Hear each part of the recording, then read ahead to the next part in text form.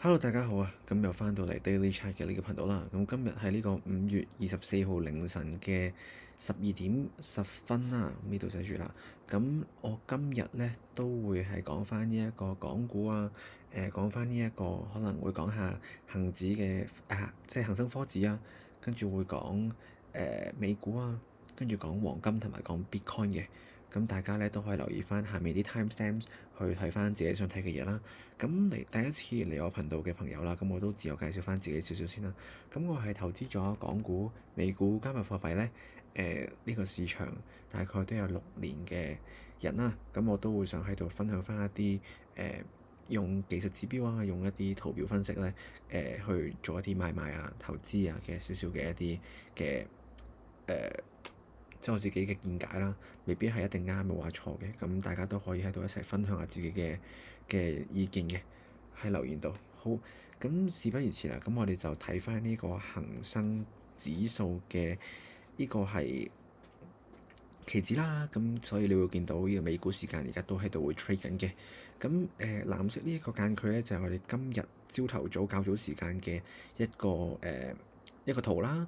咁你可以見到咧，凌晨嘅時候咧，因為特朗普宣布對華嘅放鬆嘅少少嘅政策啊，同埋佢唔會炒聯儲局嘅鮑威爾嘅呢一個咁嘅言論咧，就令到個市場同埋美股咧都一齊咁樣飆升咗上去啦，令到開市嘅時候咧就即刻飆咗好高啦，跟住咧直接對咗上去呢一個阻力位，咁你就見到啦，直接有呢一個咁樣嘅阻力位上面嘅有少少抗衡力啦，跟住即刻開市嘅時候跌翻落去一個平衡嘅位置啦，揾到少少嘅 support，揾到支持位啦，跟住就嘗試著突破，但係仍然咧都係突破唔到咧，而收市嘅時候咧都係喺呢個阻力位嘅下面收市。咁而家咧夜期就開始慢慢咁樣去升翻上去，都落翻落嚟啦。咁我哋可以睇翻今朝早嘅時候，即係真正開市收市嘅時候嘅日線圖啦。係啦，咁見到啦，咁我哋就係 exactly 喺呢一個中線位嗰個位置，大概呢個附近嗰度咧，就係被 reject 咗啦。咁而家收市嘅時候都仲喺下面嗰個位嘅。咁其實喺呢個位停咧，咁當然係有佢嘅原因啦。因為佢 exactly 咧就係呢一個0.5 22,000蚊左右嘅呢一個位，就遇到呢個阻力位啊。咁咁我認為啦，咁其實恒指都有機會可以再向上少少爬到去618呢啲位嘅。但係如果咧真係想恒指可能會再有升勢啊，再有點咧，其實我都會想去希望咧，可能呢度升咗上去之後咧，佢會可能喺度維持翻少少，做一個做翻支旗啊，做翻支旗咧，去令到佢有一個力量儲翻啲力咧，再飆翻上去嘅。如果唔係嘅話咧，其實咧可能佢都會需要翻啲回調啦。需要一啲回調啦，正例如可能等陣先啦，係啦，正例如一啲回調，可能大概呢啲位左右，可能要落翻落去呢度啊，呢個位，例如20,000蚊啊、27,000，即係可能20,000頭呢啲位去做翻一個支持位。如果唔係嘅話咧，可能都要落翻去呢條線嗰度，再做一個重新儲氣啊。如果唔係嘅話咧，就要再睇下點啦。咁我哋可以睇下科指啦，其實科指都差唔多一樣，但係科指咧睇落去就更加有呢一個有呢一個潛力啊。咁但係科指可能大家個 time horizon 要就睇耐少少啦。咁其實大家都知道科指一開始就係呢個2021年開始跌嘅咁樣啦。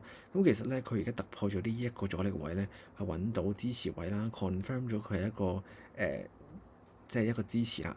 咁佢再懟上去，咁就見到啦係一個平衡。咁你可以連接到呢啲唔同嘅點。咁咧之前嘅跌幅咧就令到佢咧。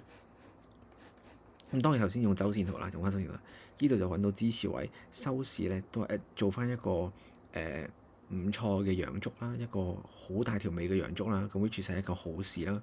咁咧就而家就都係喺個支持位上面咧度做緊一啲即係上上落落、上上落落咁樣啦。咁你見到啦，其實就短時間之內暫時仲係未突破之前嘅高位呢個 sorry 呢個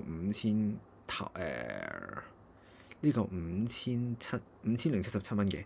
咁我覺得佢上一個阻力位咧就會係當然喺呢個 gap 嘅上面，就係5252蚊啦。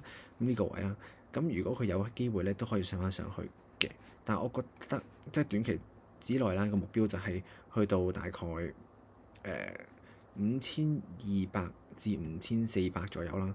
但係咧，其實我自己睇科指，如果健康啲咁諗，希望佢可以長升長有嘅話咧，咁其實我覺得佢好有機會咧會即係而家呢個一個咁樣向上啦。咁其實而家咁樣去到，佢會上翻嚟呢度，佢又叫佢落翻落嚟咧，喺呢度揾翻個阻力，揾翻個支持咧，大概喺呢啲位啦，可能喺呢啲位左右揾翻個支持咧，跟住先至再進行可能另一步嘅升線嘅。咁樣咧，其實睇落去都好健康啦。咁但係其實可能個 time horizon 就要睇到2026年啦，咁樣個時間先至可以睇到一啲咁樣嘅效果。咁短期內咧就暫時仲會向升啦，但係中長線咧就仲係會回落嘅。但係再長期啲咧，我覺得科指咧係有上升嘅空間嘅。咁我哋可以講下阿里巴巴啦。咁阿里巴巴就跟隨恒指都係一樣，都係咁樣升啦。咁跟住咧就去到同樣地啦，都係呢個係未上到去添，呢個係仲係喺0.382以上面。咁可能佢仲有少少上升嘅空間啦。咁可能睇下聽日會唔會有機會上到去呢個120蚊之後，再揾到個阻力，再做少少一啲 consolidation，即係一啲儲力嘅 price action 啦。咁跟住另外咧，騰訊咧一樣啦，我哋睇一睇都係啦。其實佢可能仲有少少力氣可以上去少少嘅。咁而家佢係大概呢啲位揾到阻力位，但係我仍然都覺得佢可以有上升少少嘅空間，跟住就要有少少回調啊，有少少休息嘅時間啦。咁但係暫時仲可以見得到，可能498蚊啊，呢啲位咧係收翻個 gap，咁樣都係合理嘅一個走勢嚟嘅。跟住而家小米啦，咁小米咧相對上去走得就比較更加嘅激烈啦。咁更加激烈咧，要升得勁，咁跌得咧都會勁嘅。咁而家就直接就上咗去呢一個47.75啦。咁會唔會可能有少少 overshoot，可能會上到去50.55先至停都唔定嘅。咁我短期之內都係會覺得呢個位就一個相對細嘅阻力啦。咁上到去50.55蚊咧，呢個位就係一個相對大嘅阻力啦。咁如果即係如果有幸佢聽日即刻上到嚟咧，咁我都會覺得佢有少少回調嘅跡象啦。咁開始有少少回調。咁如果佢回調咧，揾到一個支持位咧，咁可能就有啲機會再上。但係如果佢回調呢個位阻力位咧，係俾人哋拋售得勁嘅話咧，咁我就覺得小米咧喺呢一度咧就有少少危險，可能就會落多少少啦。可能有機會要揾翻呢個個底啊，或者可能要再落啦。咁當然啦，呢度就有少少嘅一個支持位，但係呢個唔係一個咁強嘅支持位啦，可能會停一停咁樣嘅。咁我哋又要講翻去到美股啦。咁呢個就係標普500指數啦。咁標普500指數咁就係一啲黃色嘅咁嘅下行嘅軌道。咁就可以見到今日咧一開始咧就飆咗上去啦。咁就但係而家就直接俾條黃色嘅trend line 呢個咁樣嘅下行線咧就懟翻少少落嚟啦。咁我自己個人認為啦，咁佢都要其實係要升得高，好似琴日所講啦。我係認為佢係升得超過呢一個綠色嘅陽燭，呢條咁大嘅陽燭咧，高位係5481.34咧，高過呢個高位咧，先至可以有 say 去話繼續去升到更高嘅位置嘅。咁暫時嚟講，我哋都要繼續去留意啊。如果唔係嘅話咧，其實佢仲係一個 down trend，仲係一個好明顯嘅下行嘅趨勢咧。咁有機會咧係會睇更低嘅位置嘅。咁呢個0.5呢個位都係一個 significant，咁所以其實最好就係一定要係收市嘅時候咧，最好就高過呢個高位，同埋高過呢個5494蚊啦。咁同樣嚟啦，咁如果跌落嚟咁點算啊？咁跌落嚟嘅話咧，佢有一個位需要保住嘅。保住嘅位就係呢個5158.54呢個蚊咧，咁就係、一定要保住呢個位啦，咁我先至仍然係覺得佢係一個上升嘅趨勢。如果唔係嘅話咧，我覺得佢逆轉嘅機會咧，可能就有少少微啦，可能就要再考慮下更加低嘅地方啦。好，咁到黃金啦。咁黃金我琴日都講咗啦。琴日黃金我就話，如果佢呢個咧係保持咗紅色咁樣嘅呢條咁樣嘅蟲仔咧，咁樣收市嘅話咧，咁我哋就要睇更加低嘅即係我就會見到一個比較相對大少少嘅即係回落咁樣啦。咁可以短期內咧就可以見到當然啦，呢度有個細細地嘅支持位啦，3166蚊。但係我覺得即係呢啲2900呢啲位咧，其實都係一個相對上唔錯嘅，可以再留意下金嘅位置，會唔會揾到一啲支持位咧，可以作一個即係重新買入嘅一個機會嘅。咁但係如果佢真係跌得太犀利嘅話咧，咁會唔會係一個高位咧？咁我就暫時未見到啦，因為始終大市嗰個走向，我仍然都係覺得金咧係強勢嘅。雖然特朗普講咗啲咁嘅嘢啦，又話點，但係其實而家個環境仲係一個高息嘅狀態啦，都唔係一個咁容易去做 business 啊，同埋其實關稅佢話減少啫，但係其實仍然都有關稅嘅存在㗎嘛。咁其實短期嚟講啊，同埋中長期嚟講，可能美國暫時嘅股票咧市場咧，或者都係一啲唔係咁穩定嘅地方，黃金咧係一個最好嘅避險嘅地方啦。咁我相信咧喺下面呢位咧都會有相對好嘅支持位咧，去令到一啲錯失咗購買黃金機會嘅人咧，喺啲相對低少少、平少少嘅位置咧去購入翻。咁會唔會睇下呢啲位大家會有興趣去買啦？咁當然啦，唔係一定得嘅，咁都係一個少少嘅我自己嘅意見啦。咁 Bitcoin 咧，咁 Bitcoin 我自己就當然睇得好密啦，因為我自己本身對 Bitcoin 都投資都有一部分嘅金額喺入邊嘅。